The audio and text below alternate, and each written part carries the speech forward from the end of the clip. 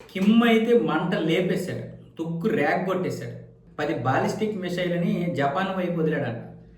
ఆ విషయాన్ని ఉత్తర కొరియా ధృవీకరించింది. దక్షిణ కొరియా కూడా భయపడిపోతుంది.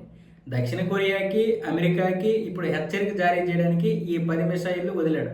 ఎందుకంటే ఇప్పుడు దక్షిణ కొరియాలో ఉన్నటువంటి కొంత రాడార్ వ్యవస్థని గల్ఫ్ దేశాలకు తీసుకెళ్తున్నారు.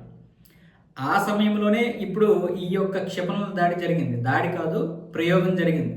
కిమ్ము ఈ 10 బాలిస్టిక్ క్షిపణులు ఎందుకు వదిలాడు అంటే ఈ విధంగా అమెరికాకి హెచ్చరించడానికి. అమెరికాని కావచ్చు, దక్షిణ కొరియాని కావచ్చు. దక్షిణ కొరియా కూడా దీని గురించి భయపడిపోతుంది. ఉత్తర కొరియా ఒక 10 బాలిస్టిక్ క్షిపణులను విడుదల చేసింది. అవి జపాన్ వైపు వెళ్తున్నాయి. వాటి యొక్క రేంజ్ కూడా మాకు అందలేదు, అంచనా కూడా తెలియలేదు, అవి చాలా పవర్ఫుల్గా ఉన్నాయి అన్న విధంగా పితూరులు ఇస్తున్నాడు, ఫిర్యాదు చేస్తున్నాడు దక్షిణ కొరియా ప్రధాని. సో ఏదేమైనా సరే కిమ్ అనుకున్నదే చేస్తాడు.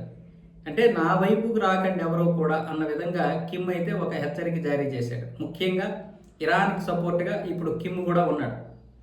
రష్యా ఉంది, చైనా ఉంది, కిమ్ కూడా వాళ్ళ తరపే ఉంటాడు. కాబట్టి ఇప్పుడు ఇది అమెరికాకి ఒక విధంగా ఇండైరెక్ట్ వార్నింగ్.